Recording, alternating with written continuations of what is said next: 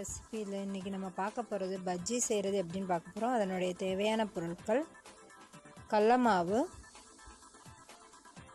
எண்ணெய்,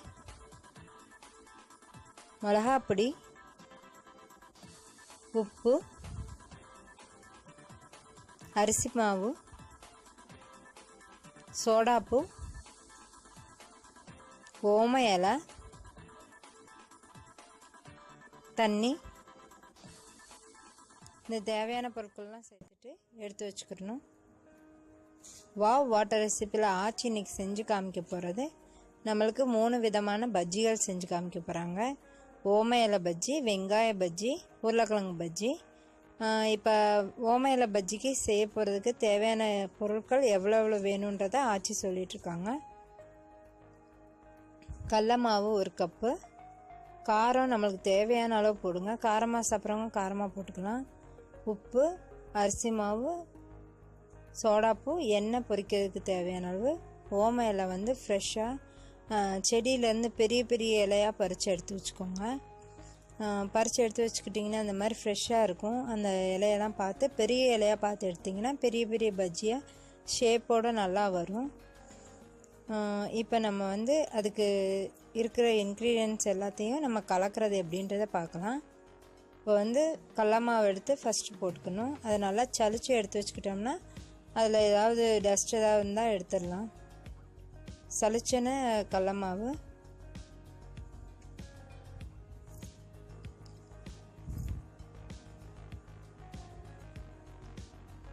அரிசி மாவு ஒரு 4 ஸ்பூன் வரைக்கும் போட்டுக்கலாம். இது வந்து பஜ்ஜி நல்லா கிறிஸ்பியாக வர்றதுக்காண்டி யூஸ் பண்ணுறது.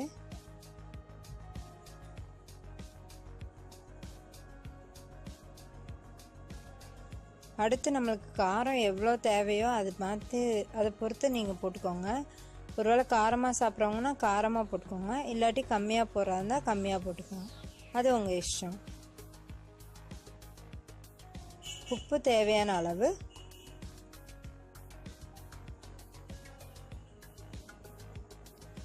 சோடாப்பு வந்து 1 கப்பு மாவுக்கு 1/4 டீஸ்பூன் சோடாப்பு போட்டுக்கலாம். அது வந்து பஃபியாக வர்றதுக்காண்டி நம்ம சோடாப்பு போடுறோம். இப்போ வந்து எல்லாத்தையும் ஒரே தான் மிக்ஸ் பண்ணிக்கிட்டு கொஞ்சம் கொஞ்சமாக மிக்ஸ் பண்ணிக்கிட்டே வரணும். தண்ணி விட்டு கொஞ்சம் கொஞ்சமாக மிக்ஸ் பண்ணால் நம்மளுக்கு நல்ல பேட்டர் தயாராகும், பஜ்ஜி பேட்ரு. அதை வந்து மெதுவாக அப்படியே கொஞ்சம் கொஞ்சமாக தண்ணி விட்டு கலந்துகிட்டே இருக்கணும்.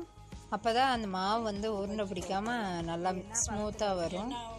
இப்போ வந்து இந்த கன்சிஸ்டன்சி வரணும். இப்போ நம்ம ஒரு விரல் விட்டோம்னா அதில் ஒரு லேயர் அளவுக்கு மாவு வர அளவுக்கு கன்சிஸ்டன்சி வந்துச்சுன்னா நம்மளுக்கு பஜ்ஜி மாவு ரெடி ஆன மாதிரி. இப்போ வடைச்சட்டி வச்சு அது கொஞ்சம் ஹீட் ஆனதுக்கப்புறம் எண்ணெய் விட்டு நல்லா சூடு பண்ணிக்கணும். எண்ணெய் காஞ்சதுக்கப்புறம் அப்புறம் பஜ்ஜிக்கு எப்படி போடலான்றதை பார்க்கலாம்.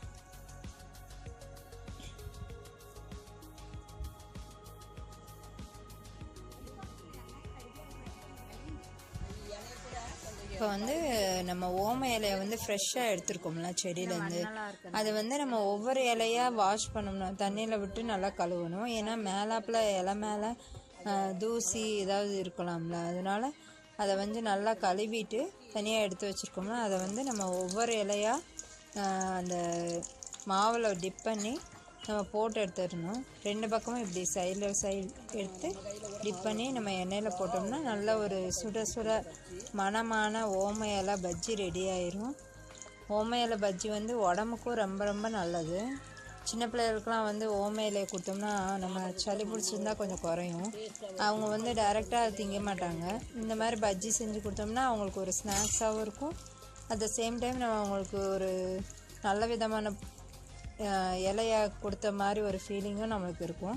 இது வந்து ஒரு டிஃப்ரெண்ட்டான ஒரு பஜ்ஜிலே ஒரு டிஃப்ரெண்ட்டான இதாக இருக்கும்.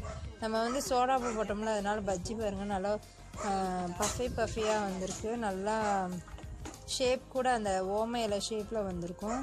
அதேமாதிரி கலர் கூட கொஞ்சம் கோல்டன் ப்ரௌன் வந்து வர்ற வரைக்கும் நம்ம அதை வந்து திருப்பி போட்டு ஃப்ரை பண்ணிக்கணும்.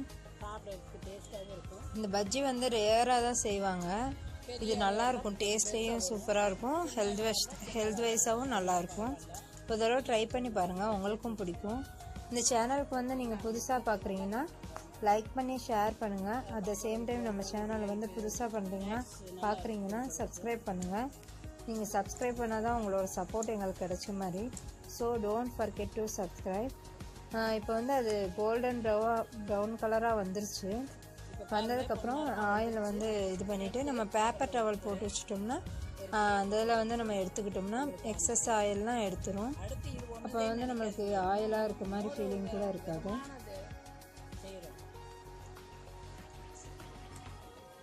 நல்லா இருக்குல்ல பஜ்ஜி பாருங்கள், வெளியே வாங்குற மாதிரியே இருக்குது.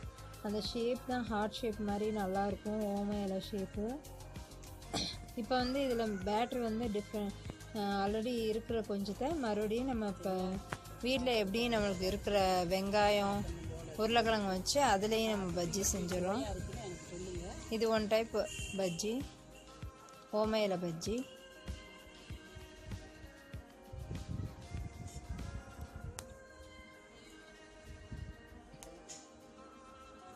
அந்த இலைக்கேற்ற மாதிரி ஒவ்வொரு இலையும் ஒவ்வொரு ஷேப்பில் இருக்க மாதிரி பஜ்ஜி கூட அந்தந்த ஷேப்புக்கு வந்திருக்கு. நல்லாயிருக்கும். ஒரு தடவை சாப்பிட்டு பாருங்கள், சூப்பராக இருக்கும். இப்போ அடுத்து நம்ம அந்த மாவு கொஞ்சம் மிச்சம் இருக்குல்ல, அதை வச்சு வெங்காயம் உருளைக்கிழங்கு நம்ம வீட்டில் ஆல்ரெடி அவைலபிளாக இருக்கும், அதை வச்சு இப்போ வெங்காய பஜ்ஜி உருளைக்கிழங்கு பஜ்ஜி. வெங்காயத்தை வந்து நல்லா உரிச்சிட்டு ரவுண்டாக கட் பண்ணி வச்சுக்கணும்.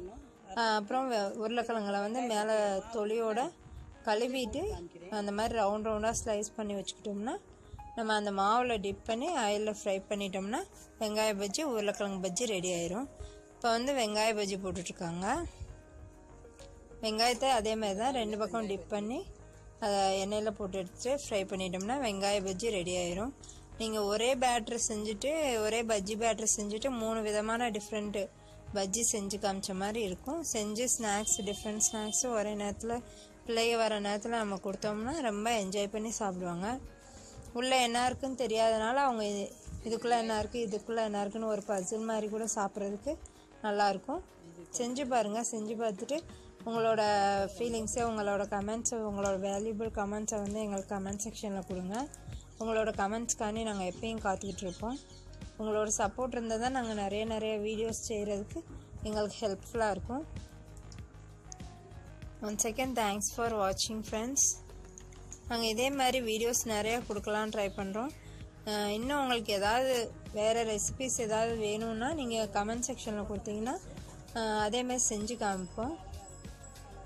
அது வந்து நம்ம எப்பயும் பேப்பர் டவல் வச்சு எடுத்தோம்னா தான் நல்லா அந்த எக்ஸஸ் ஆயில் எடுத்துகிட்டு நம்ம நல்லா சாப்பிட்றதுக்கு இருக்கும். அதேமாதிரி கிறிஸ்பியாகவும் இருக்கும்.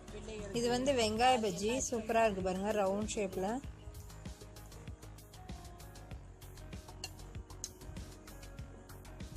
உங்களுக்கு அந்த வாசனைக்கே அப்படியே சாப்பிடணும் போல தோணும், சுட சுட.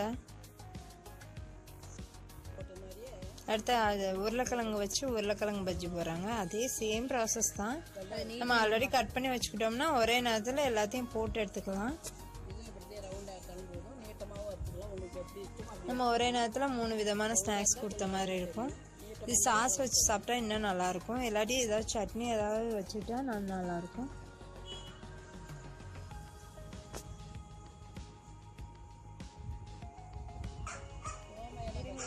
இதுதான் ஓம இலை. இது ஸ்மெல்லே சூப்பராக இருக்கும். இது வந்து ஓம இலை பஜ்ஜி, இது வெங்காய பஜ்ஜி, இது உருளைக்கிழங்கு பஜ்ஜி. நல்லா இருக்கா? சூப்பராக இருக்குல்ல. ஷேப் வைஸ் சூப்பராக இருக்குது, டேஸ்ட் வைஸ் கூட சூப்பராக இருக்கும். ட்ரை பண்ணி பாருங்கள். வாட்டர் ரெசிபின்னு சொல்லுவீங்க. உங்களோட கருத்துக்களுக்காண்டி நாங்கள் வெயிட் பண்ணிக்கிட்டு இருக்கோம். வாட்டர் ரெசிபியில் நெக்ஸ்ட் வீடியோவுக்காண்டி வெயிட் பண்ணிட்டு